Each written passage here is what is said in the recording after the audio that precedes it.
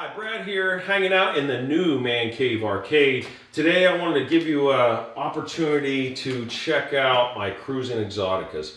Now, these were in storage for about 4 years. They came from my old house, and now I just brought them back out and decided I should go over a full restoration with these and put them down into the new Man Cave over here. So I want to take this opportunity to go over a lot of stuff with you guys. And if you own a set of these, make sure you watch the whole video because we're going to go over repair tips. I'm going to talk about how we do a LCD monitor conversion, get rid of that old CRT. The CRTs in these games were really plagued with problems, especially color problems. The transistors would just fry right off the board, like just damage the neck board and everything. And they were just really problematic and hard to fix. And I just got tired of it and I said I'm going to convert them to LCDs. So we're going to go over that. We're going to talk about some other repair tips. We're going to talk about how to link the games up for multiplayers. You can go up to 4 players in this game. I'm going to show you how to route the linking cables, set the dip switch settings, all that stuff. We're going to talk about some other problems, issues that these games have, and how to fix those as well. So first things first, I'm going to give you a quick introduction of the game. Now these are actually Cruis'n USA cabinets that have been converted to Cruis'n Exotica. This was a very popular thing that the operators did back in the day because you could spend a lot less money for an upgrade kit to convert your USA to Exotica and still continue to make money instead of buying a whole new game. So the kit came with this cool sticker here on the side, and it actually just covers up the USA logo. So you still have your midway, the artwork is on there. And actually, when I picked up these games back in the day, I was very young into the arcade scene, and I didn't even know that it was a conversion. Like, I thought it was a pretty good job that they did. So with that, there's also other cool features that I like about this Cruis'n USA cab. Like, these bucket seats are just awesome. They feel real comfortable, and the dedicated cab for the Cruis'n Exoticas are real kind of bulky and square. They just don't feel good when you're sitting there for a long period of time. So I think that this game just has a better feel to it. I'd be interested to know, like, post in the comments below if you guys disagree with me on that. Like, some people might think that the other one is better. I'm just curious to see what you guys think. Okay, now I want to get into our LCD conversion segment of this video. So the original Cruis'n USA used a 25-inch CRT monitor. Now, when they measure those, it's a diagonal, right? So you measure the diagonal of the screen for 25 inches. The issue that you run into, now we're going to go to an LCD, is everything is widescreen now. It used to be full screen, you know, which was more of a square. The monitor is like a square. Now everything's in widescreen. So to get that same effect, if you put a 25-inch widescreen in here, it's going to look very tiny. And then if you try to stretch it out to fit the full width of the screen, everything's going to look stretched and not very good at all. So the trick to this is to find the biggest monitor that you could possibly fit inside this cabinet. So there was plenty of room in here. They had like a plastic bezel around the CRT, right? So I found this 32-inch LCD computer monitor, and it fits just perfect in here. Actually, this one has a curve to it, which I thought was really cool. I went to Sam's Club actually and found these, and just by luck, it fit in there perfectly. And actually, if you measure the screen size here, on your diagonal, it's 25 inches. So this gives you the same exact size ratio that it had on the CRT, because you see the black bars on the side, that's not being utilized by the widescreen effect. So it just shows black bars. Now on the original CRT, you're just going to have a black bezel that's going to cover that anyway. So I feel like this was the perfect size monitor for this game. Now the other thing you're going to run into is now the mounting brackets obviously aren't going to work, right? So the CRT, when you pull it out, it comes out really easy. I wish I would have took a video and showed you guys, but there's only 4 bolts that hold that in, and the whole thing just pulls right out from the front. So it's really easy to remove that old CRT monitor. Now the trick is, how do we mount it in there? This is what the LCD monitor looks like from the front. This is the existing brace that was in the game, and the metal bracket was mounted to this brace. This metal bracket held the CRT monitor. So I just unbolted that, removed that bracket, and we're going to use this existing brace in the game to mount this monitor. So what I did here is I just removed all the plastic shrouding and stuff from the monitor mount, and I got it down just this basic little square, which had some holes in it, and I just screwed them right into this piece of wood right here. And it actually holds really well. You have to take your measurements precisely so you get the monitor centered. And I had to move it just a hair forward on that board. So I made mine where it actually comes out towards the glass really tight. So when you put the glass in, it actually kind of slightly pushes out on this monitor and adds a little bit of pressure. And I feel like that helps stabilize it. Now we're going to move around to the back and take a look at it. All right, on the back side, you can see this this bracket that I put in here on this board, and then that is the mounting part of it. So the next step is, how do we get the signal from CGA to VGA so it can actually work with this updated monitor, because you can't just hook up the original game wires. So for this, it requires this VGA converter board. Now, you got to be careful with these boards. I'm going to get into that a little bit later, but for now I just wanted to show you the basic setup of how this works. So we have our power wire here. Now this board comes with this wire, and you have a red and a black. It's your 5-volt and your ground. So this wire is really short, so what I had to do was take some extra wire, and I created a extension here. So I did a nice professional solder splice with the heat shrink, and you bring those down to the bottom, and those connect right into your switching power supply on your 5-volt rail and the other one on your ground side. So that gets power to the board. All right, next we need to be able to get that signal from the board into your VGA converter board. So these wires here run to your monitor. So what you got to do is just cut that connector off, and then you have to solder splice in these other wires that run to the board. So basically you got your red, your green, and your blue wires. Those are all going to match up red, green, and blue to your VGA converter. Then you got your white wire coming from your game. Now that's going to run to the gray wire on your VGA converter board. That's your sync wire. There's 2 wires for sync on your VGA converter board. One of them is this yellow wire, which you're not going to use for this game. This is for a different sync if you're doing it with a game that might require a different sync. And then your last wire is going to be your black wire. This is your ground wire, and it matches black to black. That plugs in right here to the board. And then now the board is receiving the signal from the game, and then it's going to output on this VGA port in the back. So you just run a standard VGA cable from there to the game. So now the monitor's able to get a signal. Now we have to get it power. So to get it power, we had to mount a separate receptacle in here, and I'm going to turn this over to the other video that I did earlier that shows how I did this. This one has a DC power plug, and I felt the best way to accomplish this was to utilize the AC power connector that ran to the CRT monitor, and I'm actually going to install a receptacle here. So I'm going to cut these wires, run it through here, and actually wire in a standard receptacle, and I could just plug that right in. It's nice and clean. I'll actually have another receptacle in case you ever need it for service, like if you want to do some soldering or something like that. So the 2 wires we're going to use here is the 2 purple wires. So I'm just going to snip those really close to this connector. I'm also going to snip this zip tie right here. There we go. All right. And then this ground wire is actually bundled in right there with it as well. So now we're going to take the strippers, strip back about that much. Now I'm going to take these 3 wires, feed them in through here.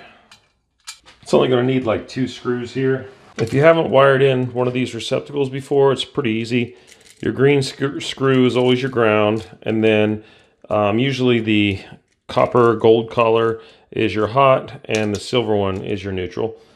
It was a tight squeeze in this cabinet to try and film and do the work at the same time. So here's the finished product. The receptacle's all installed in there. Looks really nice and neat. I took zip ties and cleaned everything up. Now with the monitor glass out and this bracket that secures the glass in place is removed, I want to talk a little bit about the buttons and the steering wheel assembly. So at this point, you might as well go ahead and pull this out and do the maintenance on this steering assembly. And there's only 4 additional screws at the bottom, and they are a torque bit, so you would have to have a torque bit set. I think it's T27 or T25, I can't remember. And remove all those screws, and this just slides right out, easy peasy. So with that in the out position, you can actually take out all the buttons out of these. The micro switches, you're going to take the micro switches and clean those, spray them with deoxit, work the switch a little bit, or you could just replace them. I mean, 1, 2, 3, 4, there's 5 switches in here. They're like 99 cents a piece. You might as well just put brand new ones in there and be done with it for a nice long longevity of the game, actually. So the other side of this is the light up buttons. Now, all these buttons typically have incandescent light bulbs in them from the factory. The problem with the incandescence is it gets so hot it literally melts the inside of the plastic. So if you have buttons that you push and they kind of stick in, usually it's because the plastic is melted away and you have to just replace these buttons. And you can source these from arcade parts online, and you can actually reuse the same, decal inside of them and just change that out. So with the fresh ones in there, now you're going to want to put LED light bulbs in here. So the LEDs are going to be really bright. It's going to look really nice. You got to make sure you put them in the right direction, the positive to the positive wire. But you just put it in. If it doesn't work, you can just flip it over and it'll work, because it's like a diode. It's one-way directional.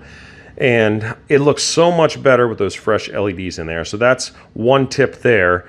Now, this steering assembly, or I'm sorry, the shifter assembly, this uses a different type of switch. This is kind of like leaf switches, and these switches really don't go bad very often.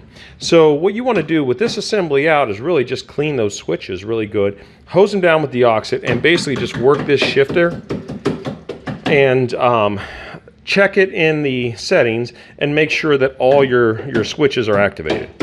And if you have to, you can replace those switches, but those switches really don't go bad very often. Now we're coming into the steering wheel. So with the steering wheel, there's actually a potentiometer. Let me see if I can get it back here in the back right there. Now these potentiometers do fail over time, but you can go into test mode and you can kind of view that and see if your potentiometer is bad. Then you may have to replace it, but it's real easy to do. But actually, the first thing you want to do, even if it's not bad, is actually spray that potentiometer down with deoxit and work your steering wheel back and forth aggressively. So what you're doing is the deoxit, it's a really, really good product, and that's cleaning the contacts inside of there. And as you work it, it's a wiper. It's kind of like removing the corrosion a little bit, and it just cleans the switch and makes it work really nice. And then you have your feedback motor in there also. And while you have this out, every single connector in here, you're going to pull that connector apart. You're going to clean the male pins with a little bit of sandpaper. And then you're going to spray deoxit on the female sides. Do that to every connector in the game, and then you won't have issues with that. Okay, next on the maintenance list is the pedal assemblies. Now, I did have problems with my pedal assembly, and we're going to talk about this. So there's 4 screws that hold that on there. They're the T27 torque bit screws. So you're going to remove those 4, and that entire pedal assembly slides right out. And there is connectors. You can disconnect the Molex connectors, and you can put the whole pedal assembly on a workbench. It's really nice, real easy to work on. But for now, I already did this maintenance, so I'm going to go around the back and just kind of show it to you in the back of the cab and explain to you what to do. And you can see it. Let me get a good camera shot here. You can see it right here, and there's a little gear assembly that when you push the pedal, it turns that gear, which in turn turns the potentiometer. Now the potentiometers, same deal as with the steering. You're going to want to spray that down with deoxit, work the pedals assemblies, and clean that potentiometer. If you do have a bad potentiometer, you would have to replace that. It's not that hard. There's an Allen screw that holds that gear on that slides out, and you put the new potentiometer, or you pull the potentiometer out and put the new one in and just replace the gear. But actually these are original potentiometers, and I've never had to replace those. But that gear assembly does take heavy wear. And what we had to do was clean those really well. There was like this black grease from the factory, and those have to get cleaned off. And I use this synthetic lubricant on that. It's like a nice grease, so that when it works, it kind of protects the gears and make it work really smooth. So you want to make sure that you do that maintenance step. And back here you can see all those connectors I was talking about that have to be kind of pulled apart and cleaned. And that's pretty much it for the pedal assembly. We're going to change this power supply cord. You can see the ground plugs busted off. These things have been abused over the years. It's always a good idea to change these when you can. It's really just a standard computer power supply cord. So it'll pull out from right here, disconnect, and then we're going to unscrew these 4 screws here, and that whole cable just comes out, and we're going to put a brand new one in, just like we did over here on this side. In the back of your cabinet, you'll see your PCB board here. This yellow battery right here needs to be replaced. If the game is booting up and it goes right into calibration controls, or it's not saving your free play settings, things like that, it's because of this battery. Now all it does is actually just clip right on there. So you can go gently kind of wiggle it, because you don't want to damage that surface mounted chip that it's on. But just gently kind of pull and wiggle a little bit, and it'll pop right off, and then you can put your new battery on there. So I'd say if you're going to the process of doing a little bit of a restoration, you should buy a brand new one and put it in there. They last a long time, but it's better just to get it out of the way. Also, all these connectors have to be pulled and cleaned. Your JAMA edge connector, I mean, this is just standard for any game. You're going to pull that off, take about a 300 grit sandpaper, and very lightly just hit it just to remove the oxidation and corrosion and, you know, dirt, debris, everything. And then you take some Q-tips with alcohol, clean that connector really good. I even take the female edge and I will fold the sandpaper in half and actually get it inside of here and work it in and out a few times to clean the female side of these pins. And then I spray it down with deoxit, and then we put it back on. I actually do that on every single connector that you possibly can. If it has accessible male pins, we clean those pins and we spray all the connectors with deoxit, put it back together. This is going to prevent a lot of problems down in the future. And a lot of times you have voltage issues and you check your power supply and your power supply voltage is good, but it's not giving you correct voltage at the board. Now, if you have a game that's resetting or something like that, or it's just not booting up, that's a good place to start right there. Now I want to talk about another problem I've encountered. I had a total of 6 of these, and 2 of them had this same issue where when you start a game, it would not allow you to choose manual transmission. It would jump you right to automatic. And this is one of them. I'm going to show you what happens here. So we're going to hit start. It goes to the course. So you pick your course here, hit start. Right here, see, it just automatically pulled automatic transmission and moved to the car selection screen. This is very annoying because I love playing in manual transmission mode, and I figured out a fix for this. With the game turned off, we're going to come around here to the back, and we're going to move dip switch 4.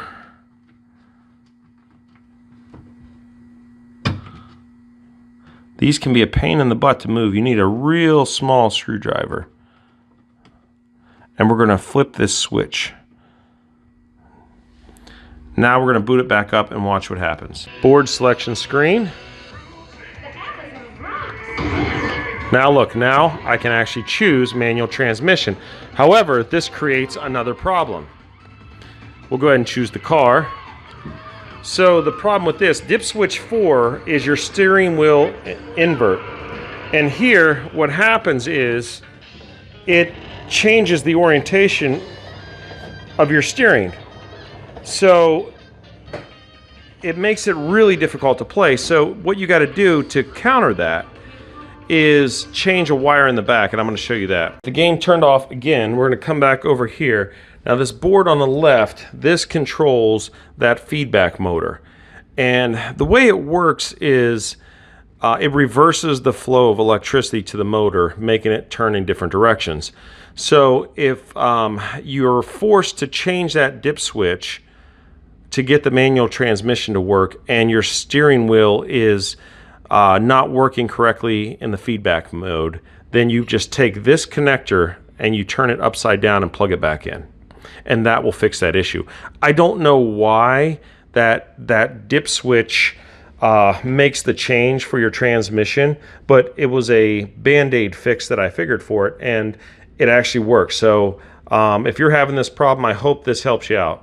If you're having trouble getting your Cruis'n Exotica games linked, this is a quick little tip for you guys on how to get them all linked up. So you're going to take your first game, I always do the one on the left, and go into test mode. You can go into diagnostics and then verify your dip switches.